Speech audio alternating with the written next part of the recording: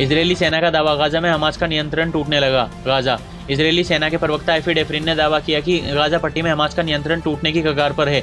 उन्होंने कहा कि इजरायली सेना की 5 इकाइयां वर्तमान में गाजा में ऑपरेशन चला रही हैं, जिसके परिणाम स्वरूप हमास की प्रशासनिक और सैन्य संरचना कमजोर पड़ रही है। We have no choice. We are operating against an imminent and existential threat. We cannot allow the Iranian regime to obtain a nuclear weapon that would be a danger to Israel and the entire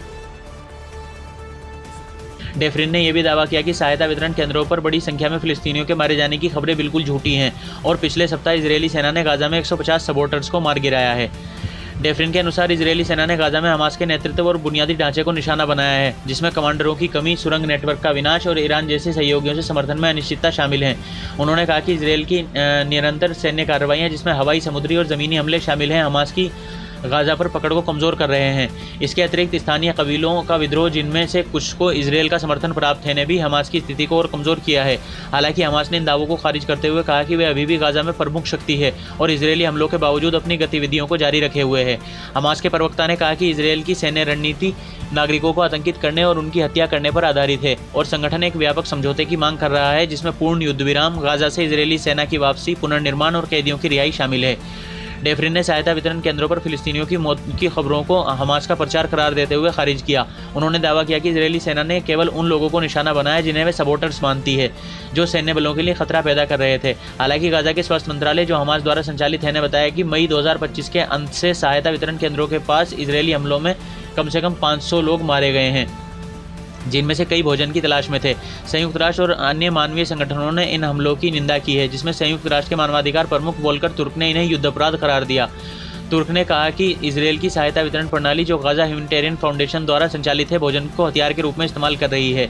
संयुक्त राष्ट्र ने GHF को अपर्याप्त और मानवीय सिद्धांतों के खिलाफ बताते हुए इसके साथ सहयोग करने से इनकार कर दिया। 7 अक्टूबर 2023 को हमास के नेतृत्व में इजरायल पर हमले के बाद शुरू हुए युद्ध ने गाजा में अभूतपूर्व विनाश मचाया है, जिसमें 55,000 से अधिक फिलिस्तीनियों की मौत हो चुकी है, जिनमें से आधे से अधिक महिलाएं और बच्चे हैं। गाजा की 23 लाख की आबादी में लगभग सभी विस्थापित हो चुके हैं और क्षेत्र में भोजन, स्वच्छ पानी, दवाइयां और ईंधन की भारी कमी है। इजरायल द्वारा लगाए गए 11 सप्ताह के पूर्ण नाकाबंदी के बाद मई 2025 में सीमित सहायता की अनुमति दी गई, लेकिन संयुक्त राष्ट्र ने चेतावनी दी है कि यह नाकाफी और गाजा की आबादी अकाल कगार पर है। जीएचएफ, जो अमेरिका और इजरायल द्वारा समर्थित है, ने दावा किया कि उसने 8,000 खाद्य बक्से वितरित किए, लेकिन सहायता केंद्रों पर अराजकता और हिंसा की खबरें सामने आई हैं। गाजा के निवासियों ने इन केंद्रों को मौत का जाल बताया, क्योंकि इजरायली सेना द्वारा गोलीबारी और ड्रोन हमलों के कारण सैकड़ों लोग मारे जाते हैं। इजरायल के दावों के बावजूद मानवाधिकार संगठनों और विशेषज्ञों ने गाजा में इजरायल की कार्रवाइयों को नरसंहार और युद्धापराध करार दिया। एमनेस्टी इंटरनेशनल ने कहा कि इजरायल ने जानबूझकर गाजा की आबादी को नष्ट करने की मंशा के साथ हमले किए, जिसमें नागरिकों को निशाना बनाना और सहायता की आपूर्ति को रोकना शामिल है। संयुक्त राष्ट्र के महासचिव एंटोनियो गुटेरेस ने सहायता केंद्रों पर हमलों की जांच की मांग की। दूसरी ओर इजरायल ने दावा किया कि उनका उद्देश्य हमास को खत्म करना है और बंधकों को मुक्त कराना है, और जीएचएफ प्रणाली हमास द्वारा सहायता की चोरी को रोकने के लिए बनाई गई है। हालांकि संयुक्त राष्ट्र और अन्य संगठनों ने कहा कि हमास द्वारा सहायता की चोरी का कोई ठोस सबूत नहीं है। गाजा में इजरायल और हमास के बीच चल रहा संघर्ष और मानवीय संकट क्षेत्रीय स्थिरता के लिए एक गंभीर खतरा बना हुआ है। इजरायल का दावा है कि हमास की सत्ता कमजोर हो रही है, लेकिन सहायता वितरण केंद्रों पर होने वाली हिंसा और नागरिकों की मौतें अंतर्राष्ट्रीय समुदाय में गहरी चिंता पैदा कर रही हैं। जैसे जैसे संघर्ष 20 महीनों से अधिक समय तक खिंच रहा है, वैश्विक दबाव युद्ध विराम और मानवीय सहायता की निर्बाध आपूर्ति के लिए बढ़ रहा है। क्या ये तनाव एक नई युद्ध विराम की ओर ले जाएगा या गाजा में और अधिक विनाश होगा, ये तो समय ही बताएगा। आपकी इस बारे में क्या राय है, नीचे कमेंट्स में ज़रूर बताइएगा।